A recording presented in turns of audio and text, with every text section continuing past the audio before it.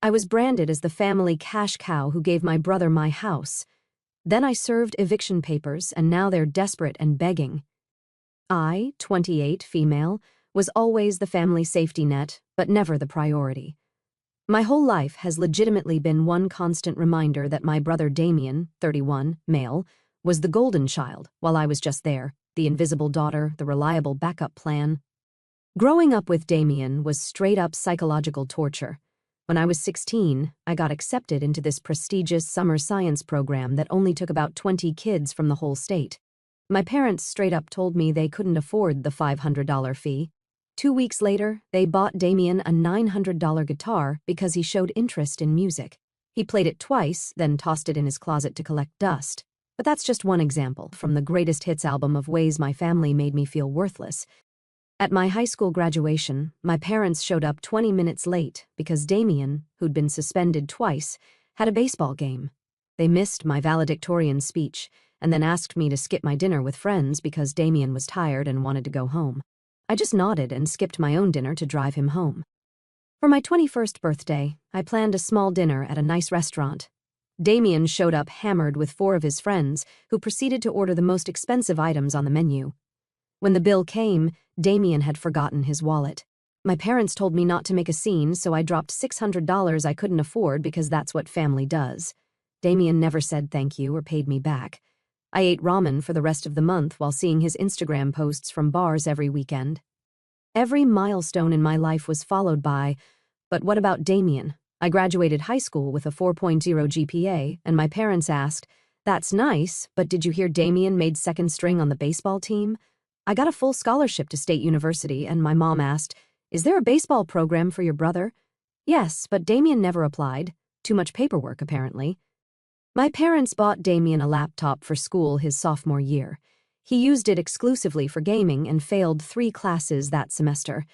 When I asked for one for college, they suggested I get a job because they were teaching me responsibility. So I did.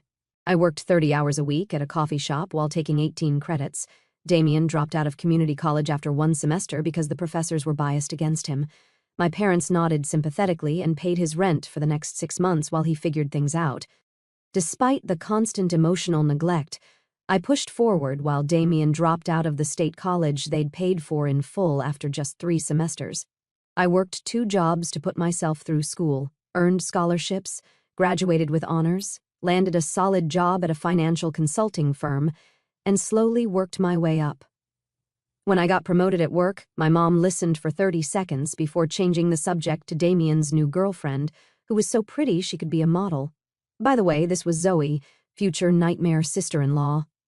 By 26, I had saved enough for a down payment on a modest 3-bedroom house in a decent neighborhood. Nothing fancy, but it was mine. Every mortgage payment, every repair, every piece of furniture, all earned through my own hard work. No family loans, no parental CO signers, just me grinding away while Damien was on his 5th career path in 3 years. The day I closed on my house, my parents managed to attend the key handover for a whole 15 minutes before my mom got a call from Damien. His car had broken down again and he needed a ride. My dad left immediately. My mom hesitated for maybe 5 seconds before following him, promising they'd see the place another time. They never did schedule that visit, by the way. But they did help Damien buy new tires the next week, tires he promptly ruined by doing donuts in an empty parking lot with his buddies. I painted every room myself, installed ceiling fans in the bedrooms, learned basic plumbing from YouTube videos, fixed the garbage disposal when it jammed, and refinished the hardwood floors in the living room, all while working 50-hour weeks at my financial consulting job. My house became the one place in the world that was completely mine. Meanwhile, Damien and his wife Zoe, 29, female, bounced from one disaster to another. He cycled through jobs like seasonal allergies, present for a few months, then mysteriously gone. The excuses were always epic. My boss was threatened by my ideas. The company couldn't handle my innovation. They weren't ready for someone who thinks outside the box. Translation, he showed up late, did minimal work, and got fired for watching TikToks during meetings. Zoe's shopping addiction didn't help matters. She had a closet full of designer bags that were obvious knockoffs and enough makeup to supply a Broadway theater for a year. Their apartment was filled with useless crap from her constant online shopping, but somehow they never had enough money for rent. And then there was Damien's brilliant decision to sink $10,000, borrowed from our parents, into some sketchy cryptocurrency that honestly sounded like it was named by a 12-year-old on a sugar high, moon rocket doge or some nonsense. He spent weeks texting me screenshots of its value going up by fractions of a cent, telling me I was missing out on generational wealth by not investing my savings. I stuck with my boring 401k and mutual funds like a total sucker, while Damien was apparently becoming the next Warren Buffett, at least in his own mind. Through it all, my parents kept enabling him. And occasionally, when their own finances grew strained from supporting him, they'd turn to me with sob stories that hit all my guilt buttons. They had a PhD in emotional manipulation, I swear. "Your brother's car was repossessed and he can't get to work without it," my mom would say with tears. She conveniently left out that it was repossessed because he hadn't made payments in 4 months while somehow affording new gaming consoles. "Zoe needs dental surgery and they don't have insurance," my dad would explain. "It's painful for her to even eat." I later found out the dental surgery was cosmetic veneers so she'd look better in her Instagram posts. Blessed natural beauty. Totally not fake. "The landlord is threatening eviction if they don't catch up on rent," they'd plead. They never mentioned the 3 vacations Damien and Zoe had taken that year while not paying rent. Their Facebook was full of beach pics from trips I couldn't afford because I was too busy being responsible with my money. Every single time I'd cave. I'd tell myself, this is the last time, while signing over another check. Those small loans never got repaid. I kept a spreadsheet like the financial nerd I am. Over 5 years, I had loaned my brother more than $17,000, money I knew I'd never see again. When I gently brought up repayment once, Damien laughed in my face. "Come on, sis, you know how it is. Besides, you make bank at your fancy job." "Yeah, I make bank because I actually work my ass off, genius." One time, I actually refused to loan them money for their anniversary trip to Cancun. My mom didn't speak to me for 2 weeks. My dad called me selfish and said I was tearing the family apart. I eventually caved and funded half the trip. Damien and Zoe posted daily Instagram stories from swim-up bars while I ate microwave dinners at my desk, working overtime to cover the loan I'd given them. The most screwed-up part? I'd constantly skip vacations, buy cheap clothes, and eat whatever for dinner so I could keep my emergency family fund stocked. I was too weak to say no, too programmed by years of guilt trips to refuse when they'd call me at 11 p.m., panicking about some new financial crisis. I was basically a 24/7 ATM with legs at this point.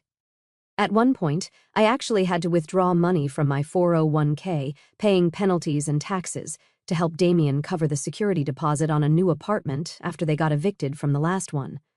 When I expressed concern about the withdrawal affecting my retirement, my mom said, "You're so young, you have plenty of time to save more.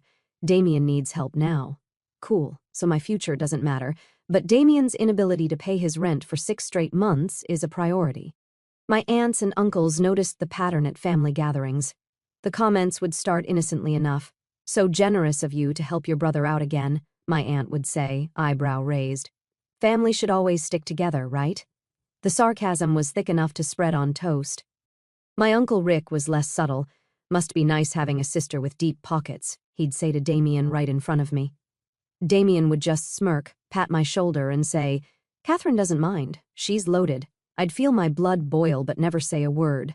I'd just smile tightly and excuse myself to the bathroom, where I'd silently scream into a towel like a totally well-adjusted adult.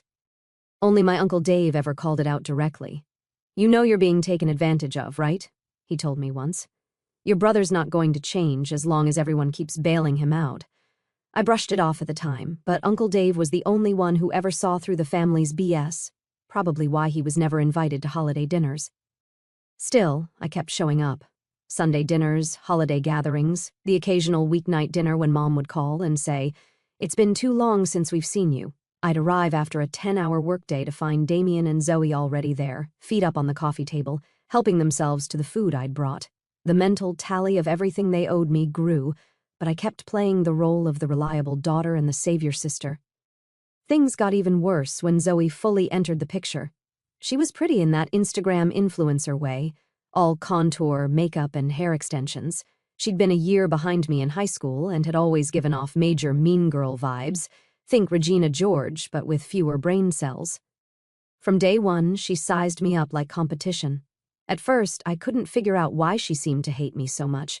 Then I realized she was straight up jealous of my job, my independence, and especially my house.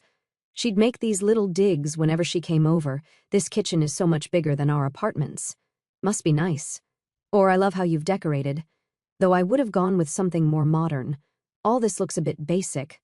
One time she literally called my carefully chosen living room set giving very much TJ Maxx clearance section. I wanted to point out that her designer purses were obvious knockoffs from the flea market, but I bit my tongue.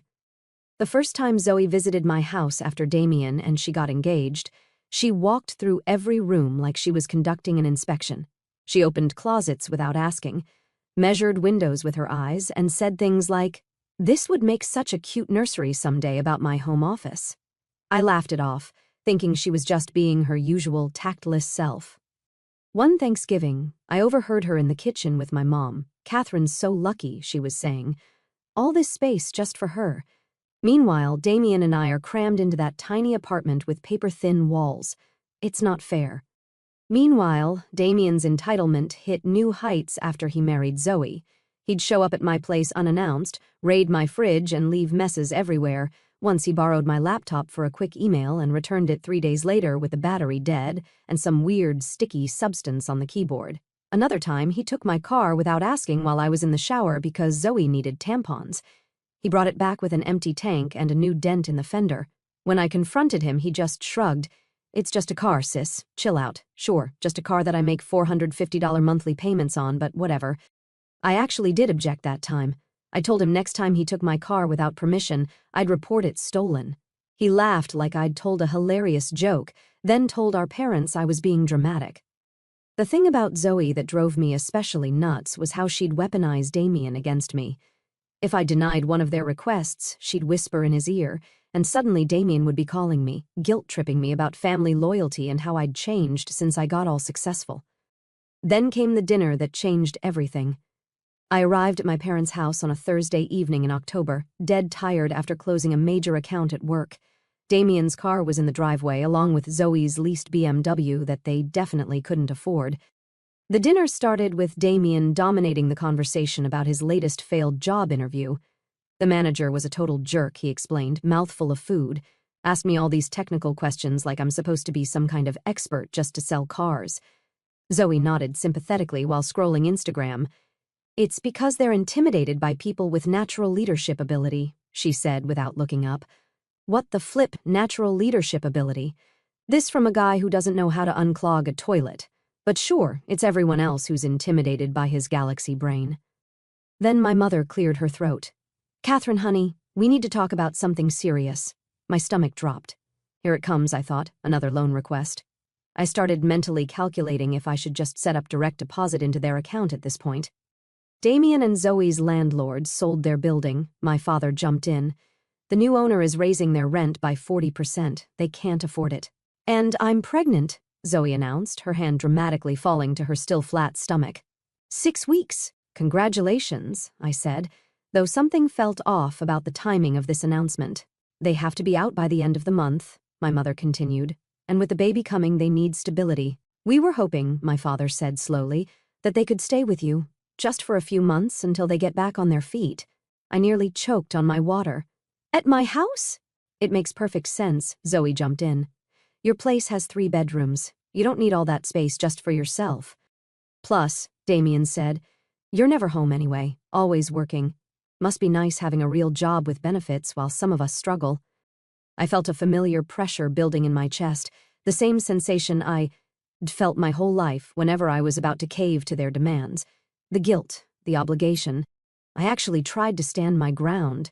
"I don't know, guys. I use the 2nd bedroom as my home office, and the 3rd bedroom is set up for guests." "You can move your desk to your bedroom," Zoe said dismissively. "And when do you ever have guests anyway?" Ouch. Direct hit to my pathetic social life. Thanks for the reminder. "It's just temporary," my mother pleaded. "Where else can they go with the baby coming?"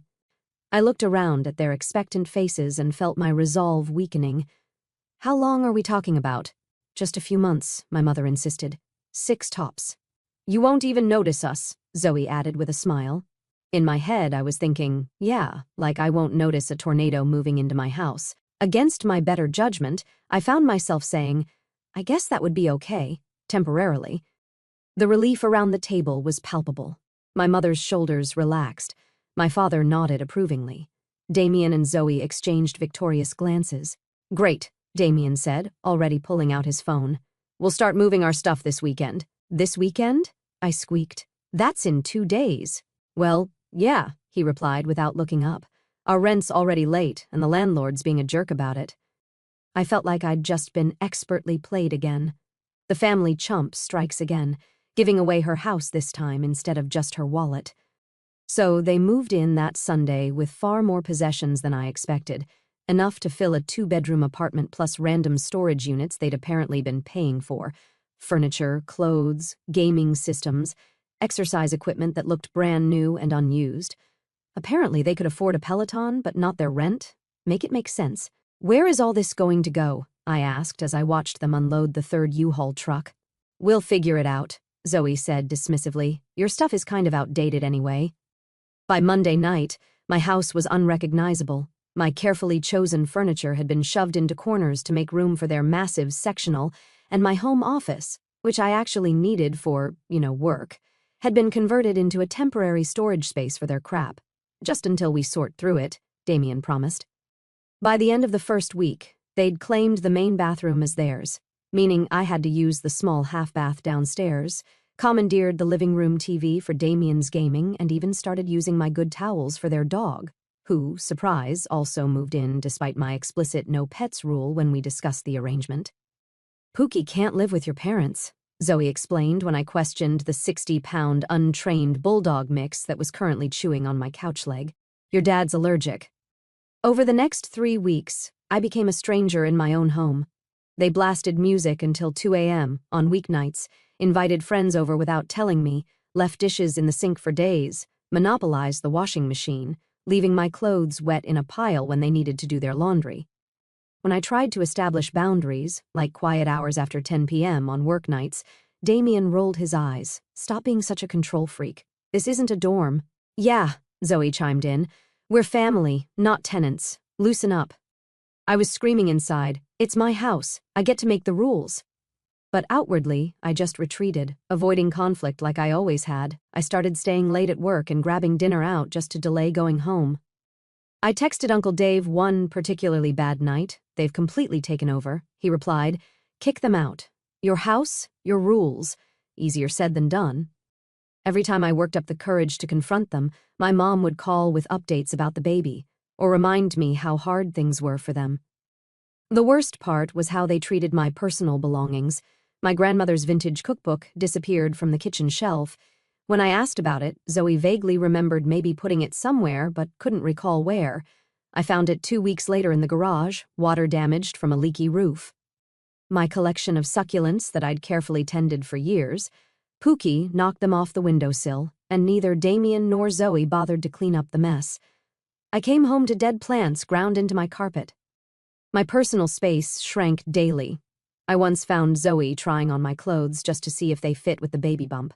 Another time I discovered Damien had been using my expensive face wash as body soap because we ran out of body wash and yours was right there. Great. The financial drain continued too. They borrowed my streaming accounts and ordered pay-per-view movies without asking.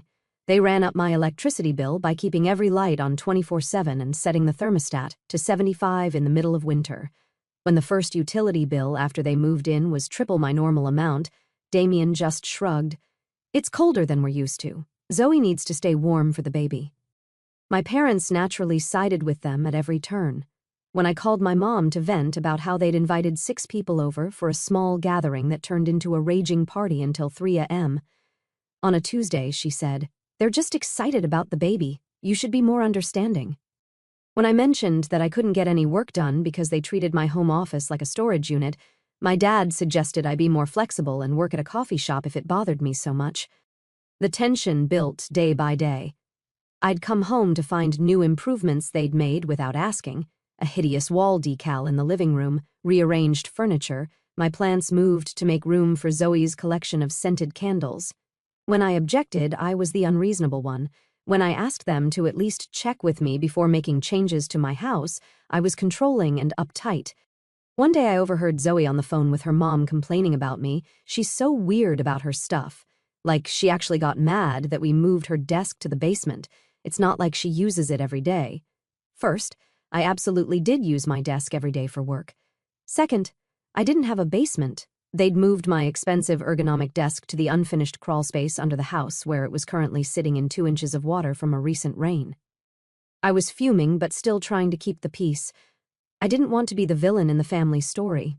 I didn't want to be the heartless sister who kicked out her pregnant sister-in-law, so I swallowed my anger, bought a cheap desk, and set it up in the corner of my bedroom, the last bastion of my former life. Then came the day that broke my last thread of patience, exactly 1 month after they moved in.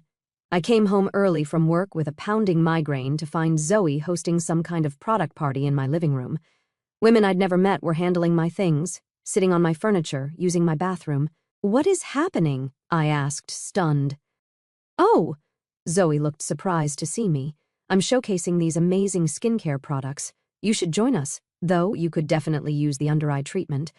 Looking a little rough today." I was too shocked to respond. I just retreated to my bedroom, which was now the only space that felt remotely like mine. Even there, I could hear them laughing in the living room. I popped 3 ibuprofen and tried to rest. As I lay there with my migraine, I overheard Zoe talking to one of her friends in the hallway right outside my door. She must have thought I was asleep because I'd told her I was going to take a nap. No, it's her house, but she's barely here, works all the time, no social life, no boyfriend. Kind of pathetic, actually. "So, you guys are just staying temporarily?" her friend asked. Zoe laughed. "That's what she thinks, but once the baby comes, there's no way she'll kick us out. Damien's parents already agreed we should just take over the mortgage eventually. His sister can find an apartment or something. She doesn't need all this space. Won't she be pissed? What's she going to do? She's a total pushover, always has been. The family cash cow, Damien calls her." Then they both giggled. The family cash cow. The words echoed in my head as something in me snapped like a dry twig. Years of suppressed rage started bubbling up like hot magma. The last thread of obligation severed clean. I lay there plotting, my mind suddenly crystal clear despite the migraine. I didn't sleep that night. Instead, I spent hours researching tenant laws in my state. By 8 a.m., I was sitting in a lawyer's office downtown. The guy looked surprised to see me without an appointment, but I must have had a look on my face that said homicide was plan B because he squeezed me in. "They don't have a lease," I explained. "They don't pay rent. They were supposed to be temporary guests." The lawyer nodded. "That actually works in your favor. In this state, without a formal agreement, they're considered licensees, not tenants. You can revoke permission for them to be there with reasonable notice." "How reasonable?" "Given the circumstances, 30 days should be sufficient." Beautiful. I paid the retainer fee on the spot. By noon, I had official eviction papers drawn up by the lawyer. I bought new locks while I was out too. $200 for the locks, $500 for the lawyer. Best money I ever spent. When I got home, I heard them laughing about something. I walked into the kitchen where they were raiding my fridge and tossed the eviction papers onto the table. Damien picked them up, skimmed them. "What's this?" he asked with a smile, then paused, realizing what they were.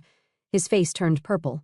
"Wait, what the hell is this?" he screamed, waving the papers in my face. I stood my ground.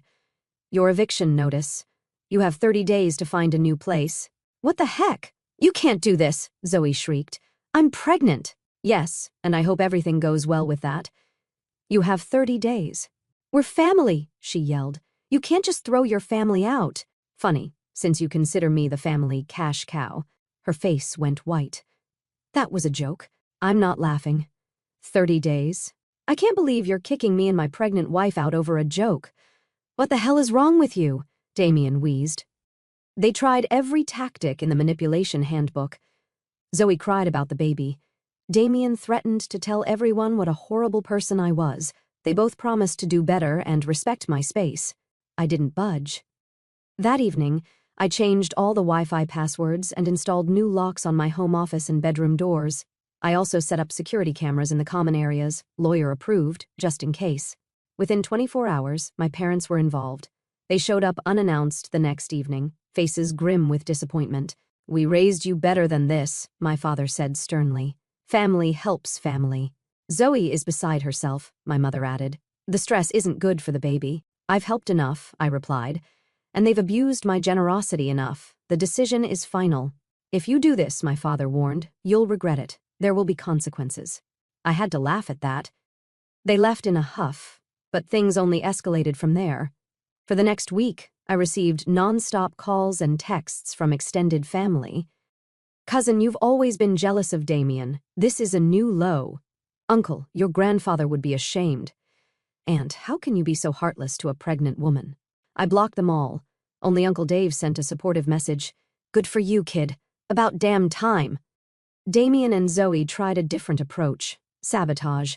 They accidentally left windows open during a rainstorm, causing water damage to my wood floors. They invited friends over who accidentally broke my things. They cranked the thermostat to 80 when they left for the day, running up my electric bill. They let pooky crap in my bedroom and didn't clean it up. I documented everything. Photos, videos, witnesses. The lawyer was building a case for harassment if needed. One night, I came home to find my grandmother's wedding photo, one of my most treasured possessions, with a cracked frame and torn corner. Oops, must have fallen, Zoe said with a smirk when I confronted her.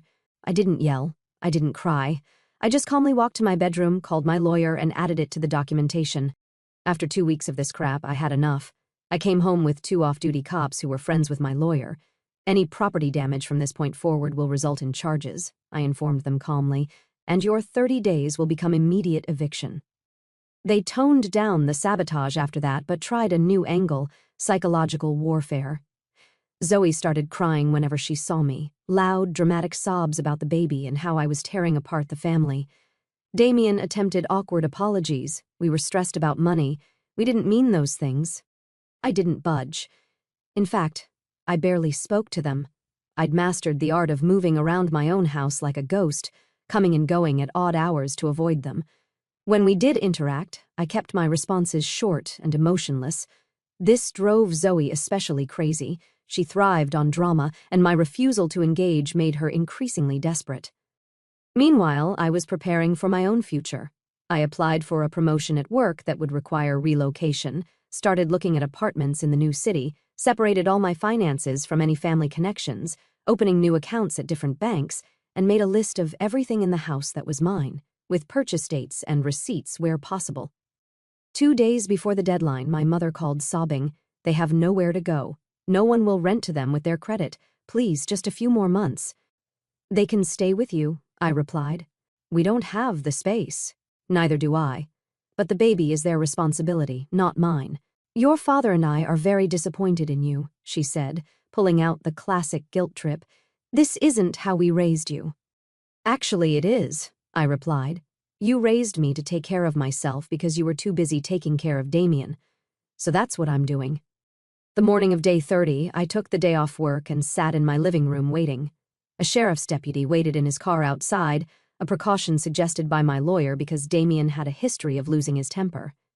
Damien and Zoe showed up with my parents in a small U-Haul around noon. No one spoke to me as they loaded their stuff. I felt nothing but relief with each item leaving my house. My parents couldn't even look at me, which was fine. Before they left, Zoe, hands over her belly, said, "When this baby comes, you're going to regret shutting us out. This is your niece." "I wish your child well," I replied, "but my relationship with you and Damien is over." After they left, I changed the locks, security codes, and garage opener. The weekend was spent reclaiming my space, rearranging furniture and cleaning out the lingering smell of Zoe's perfume. I threw out the sheets they used, bought new ones, and sage-smudged the place like I was exorcising demons. I spent a truly ridiculous amount on cleaning supplies. The night after they left, I took a long bath in my bathroom and slept in my bed with clean sheets that smelled like my detergent. For the first time in months, I slept peacefully in my own home. No loud TV at 2 a.m., no dog barking, no passive-aggressive sighs outside my bedroom door. The next morning, I got the call from work. I'd gotten the promotion and the relocation package. London, an ocean away from Damien, Zoe, and my enabling parents. I accepted on the spot. For the first time in my life, I put myself first, and it felt so damn amazing. Update. Hey, it's been about 8 months since I kicked out my brother and his pregnant wife, and some of you asked for an update. Grab some popcorn because the fallout has been chef's kiss spectacular. I'm writing this from my new flat in London. Yep, took that promotion and ran with it. Best decision I ever made. Nothing like putting an entire ocean between you and your toxic family to really improve your mental health. 10 out of 10? Highly recommend. First off, let's talk about Damien and Zoe. Remember how they had nowhere to go? Turns out when facing actual homelessness, they suddenly found options. Weird how that works, right? After trying to guilt trip literally everyone in our extended family and getting shut down by most, they ended up moving into my parents' house, specifically the basement that my parents swore was unlivable when I suggested they take Damien and Zoe in instead of me. According to my sources, shout out to Uncle Dave and my former coworker Jen, who keep me updated on the family drama, Damien and Zoe have transformed my parents' basement into what my mom calls their apartment. The real fun kicked in about 2 months after I left. Remember Damien's brilliant cryptocurrency investment? Well, it turns out investing your life savings in something called Moony Moon Doge might not be the smartest financial strategy. The whole thing collapsed, spectacularly, revealed as an elaborate Ponzi scheme. The founders disappeared with millions, leaving investors like Damien with nothing but worthless digital tokens and crushing regret. But wait, it gets better. Damien hadn't just invested his own money, LOL, what money? He'd convinced my parents to invest a huge chunk of their retirement savings too, guaranteed returns of 40% within 6 months, he'd promised. My dad had to cancel his retirement plans and is now working full-time at 62. My mom took a part-time job to help make ends meet. Oh, and the cherry on top, Damien had taken out several high-interest loans to buy the dip when the crypto started tanking. He'd also maxed out multiple credit cards, including 2 he'd opened in my parents' names without their knowledge. That little detail came to light when collection agencies started calling my parents about accounts they didn't know existed. Zoe's not faring much better. Her luxury skincare business imploded when she ran out of friends to scam. Turns out her upline disappeared with everyone's inventory money. She's now trying to pivot to being a mommy influencer on Instagram and doing awkward unboxing videos of free samples she begs companies for. The baby was born 4 months ago. A girl they named Catherine. Yep, they named her after me. Not because they love me or respect me, but because, you guessed it, they thought it would emotionally manipulate me into sending them money. Real classy move. Jen sent me a screenshot of Zoe's Instagram post announcing the birth, named after her aunt who we miss dearly and hope will be part of her life soon. Family forgiveness baby needs. I didn't respond, didn't react. Sorry, but naming your kid after the cash cow you've been exploiting doesn't automatically reactivate my bank account access. My parents have made several attempts to reach out, each more desperate than the last. First came the guilt trip texts. How could you abandon your family when we need you most? Then, the fake olive branches. We'd love to hear about your new job. Translation, we'd love to know how much money you're making now. The latest strategy is using the baby. Little Catherine deserves to know her aunt. When none of that worked, my mother finally played her trump card. She called from an unknown number about 2 months ago. Catherine? Her voice was small and tentative. I almost hung up but decided to hear her out. Mistake? Please don't hang up, she rushed. We need help. Your father had a minor heart attack last month, the medical bills, and Damien and Zoe and the baby are still living with us. We're about to lose the house. I'm sorry to hear about Dad, I said. I hope he recovers quickly. That's it? Her voice cracked. Your family is falling apart, and that's all you have to say. What would you like me to say, Mom? That I'll bail everyone out again? That I'll give up my life to fix problems I didn't create? The silence stretched between us. We're your family, she finally whispered. No, I replied. You're Damien's family. I was just the backup plan, the cash cow, the safety net. She didn't deny it. That silence said more than any confession could have. I hung up and blocked the number. Uncle Dave told me later that my parents had to sell their house. They moved into a small apartment while Damien, Zoe, and baby Catherine were forced to move in with Zoe's reluctant parents in Ohio. Apparently, Zoe's parents had conditions, including Damien getting and keeping a real job. He's now working at a car wash, and according to Uncle Dave, complaining daily about how the job is beneath his talents. Meanwhile, my life has improved in ways I never imagined possible. My new job in London challenges me and actually values my contributions. I've made friends who know nothing about my family history, who see me as the competent, successful woman I am rather than Damien's responsible sister. I've started dating someone who treats me with respect and doesn't see my bank account as a communal resource. I've discovered that without the constant drain of my family's demands, I actually have hobbies. I've taken up photography, gone hiking in Scotland, and started learning Italian just because I want to. Uncle Dave flies out to visit me next month, the only family member I still have contact with. He's been sending me updates on the Damien and Zoe show, mainly because he knows I find it darkly hilarious. His last text, Damien got fired from the car wash for being on his phone too much. Some things never change. The most surprising part of this whole experience? I don't miss them. I thought I would. I thought there would be a hole in my life where my family used to be, but it turns out they were never really there for me to begin with. So that's my update. My toxic family is facing the consequences of their actions for the first time in their lives, and I'm thriving on my own terms. Sometimes the most satisfying thing you can do is watch karma work its magic from 3,500 miles away with a nice glass of wine in a flat that nobody can guilt trip me out of. Life is good.